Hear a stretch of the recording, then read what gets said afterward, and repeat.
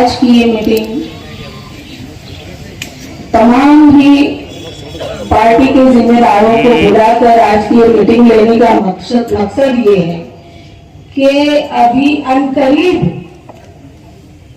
Assembly election होने जा रहा है और यकीन जानिए कि इस मर्तबा आप लोगों को बहुत ही चाक और चौबंद रहना है, क्योंकि आप लोगों के सामने वो चालाक और वो मक्कार इंसान है जो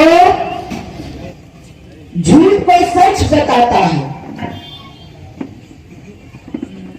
ऐसी ऐसी आवाम के सामने जाकर मक्कारियां करता है वो शख्स कि लोग उसके बहकावे में आ जाए। लेकिन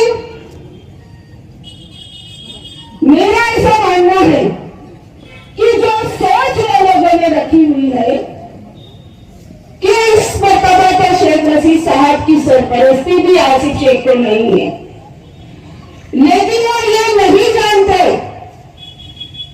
कि मालेगांव शहर की आवाम पूरी तरह से शेख आसिफ की सरपरस्ती करेगी और इस पार्टी के पूरी जिम्मेदारी के साथ इस पार्टी के नुमाइंदे को भरपूर ताकत से कामयाब करेगी। आज दामन झाड़ने वाले अलग अलग मंच लगाकर और अलग अलग बातें कर रहे हैं, ये लोग भी वहां पर मेहनत कर रहे हैं जहां पर आप लोगों की जड़ें मजबूत है। इस बात का ख्याल भी आप लोगों को रखना है। हमारी अपनी जो जड़ें मजबूत है वो हिलने वाली नहीं है। ये कौन से धोखे में है? इनको खुद के चुनाव के लिए मुफ्ती साहब की गोद में जाकर बैठना पड़ा और जिस वक्त इन लोगों ने पूरी ताकत के साथ 2019 में शेख आसिफ को हराने के लिए पूरी ताकत के साथ सबको एक साथ आना पड़ा, ये वही समीकरण बन रहा है, धीरे धीरे आप लोगों के सामने आ जाएगा। इन लोगों की बातों पर आप लोगों को नहीं आना है। इन लोगों का जो दिखावा है उस दिखावे में धोखा नहीं खाना है। हमारा मकसद यह होना चाहिए कि हम अब इस मर्तबा किस तरीके से आसिफ शेख को भरपूर कामयाबी के साथ हम असेंबली पहुंचाने के बाद जिस तरीके से 2014 की कामयाबी हमने हासिल की थी और हमारा शहर बड़ी तेजी से कामयाबी और कामयाबी के साथ हम तेजी से हमारा शहर आगे चल पड़ा था, लेकिन इसको रोकने के लिए हमारे शहर की तामीर और तरक्की रोकने के लिए पूरे शहर के नाकारा लोगों को एक मंच पर आना पड़ा। ये बात का एहसास आप लोगों को करना चाहिए। क्यों?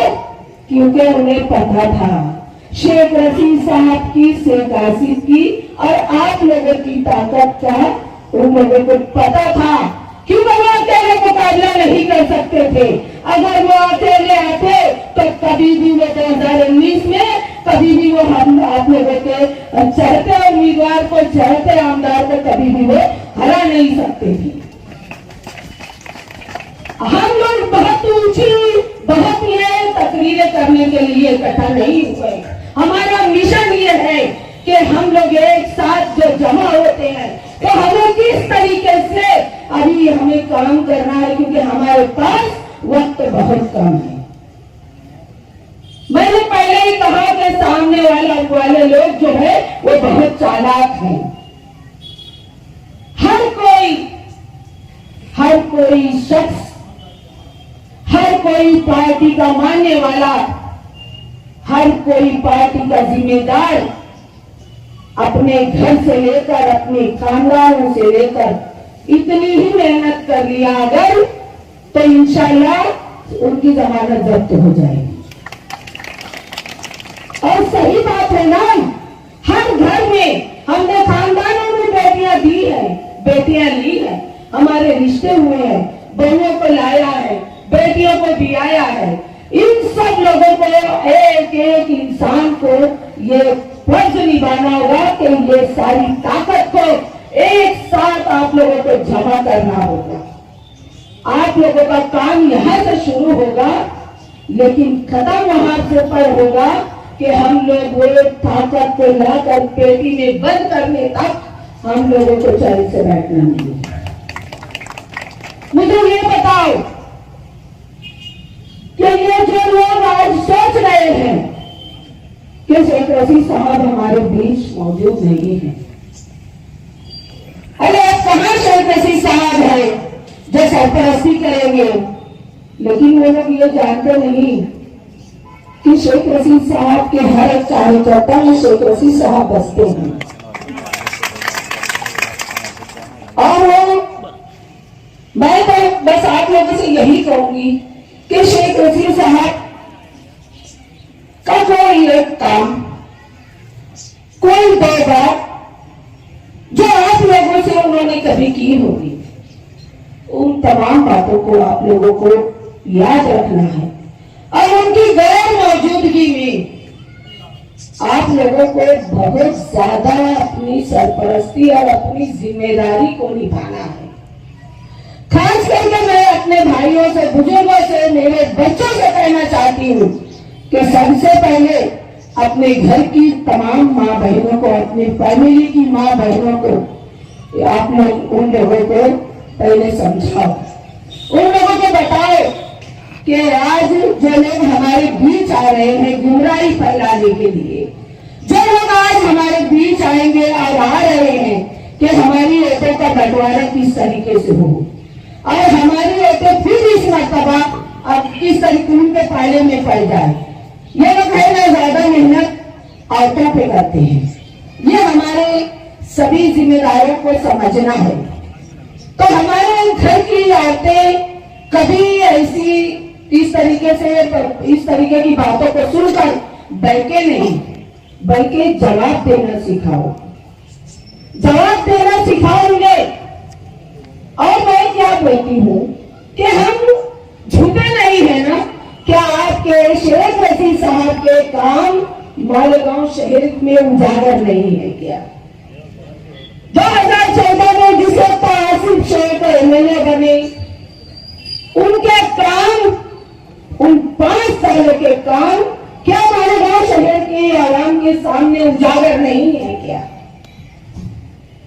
ये मजहबी लिबास पहने हुए जो आए, इन्होंने क्या किया? शहर को किस तरीके से पीछे किया? और अगर आसिफ शेख दोबारा 2019 में अगर उसी तरीके से चलते तो शहर की कामयाबी और कामरानी जो डेवलपमेंट जो रुक गया, उन 5 साल 2019 से रुक गया, तो मुझे ये आप लोगों को आवाम के बीच जाकर ये बातें आप लोगों को समझाना है। आवाम के बीच जाओ, आवाम को बताओ, शेख रशीद साहब की खूबियां बताओ, शेख आसिफ की खूबियां बताओ, उनके काम बताओ कि आमदार ना रहते हुए भी मालेगांव शहर की रहनुमाई करने वाला यही आसिफ शेख है। तुम्हारे रिजर्वेशन के लिए नंगे पैर चलने वाला यही आसिफ शेख है। ऐसे ऐसे काम जो एक आमदार के होते हैं, वो काम तो आपने किया नहीं। वो काम भी वो एमएलए ना रहते हुए भी, हारने के बाद भी हम घर में नहीं बैठे रहे, आवाम के बीच में रहे, आवाम के दुख दर्द को समझा, आवाम की तकलीफ को दूर करने की कोशिश की और हमेशा उसमें आवाम के हम शाना बचाना हमारा एक एक कार्य करता रहा है। चाहे दवाखाने के मसले हो, चाहे पुलिस स्टेशन के मामला हो, चाहे घर में झगड़े फसादात हो, हर जगह आप लोगों को आसिफ शेख मौजूद मिले, उनके कार्यकर्ता मौजूद मिले हैं। उनका काम, उनके काम देखने वाले लोग अगर वो बाहर आए तो वो बराबर उनको भेज देते हैं और उनका काम करा के दे देते हैं। आवाम के पास जाओ, आवाम को बताओ, आवाम को बताओ कि ये शहर में ये नाकारा इंसान को अगर इस मरतबा कामयाबी मिली तो समझ ले फिर सब कुछ हमारे शहर का खत्म, हमारे बच्चों का मुस्तकबिल खत्म। न तालीमी मेयार में कोई तरक्की को वहां पर उन लोगों को कफालत मिली, ना उनका कोई तरीके की उन लोगों को सहूलियत मिली। और ना ही उन लोगों का, उन गरीब बच्चों की तालीम व तरबियत के बारे में उस आलिम दीन ने सोचा।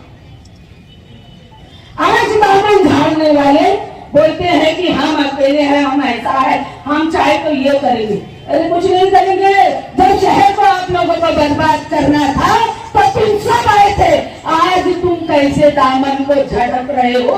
आज कैसे कहते हो कि ये शहर में एमएलए ने क्या किया? अरे भाई, आप तो सब एक साथ थे।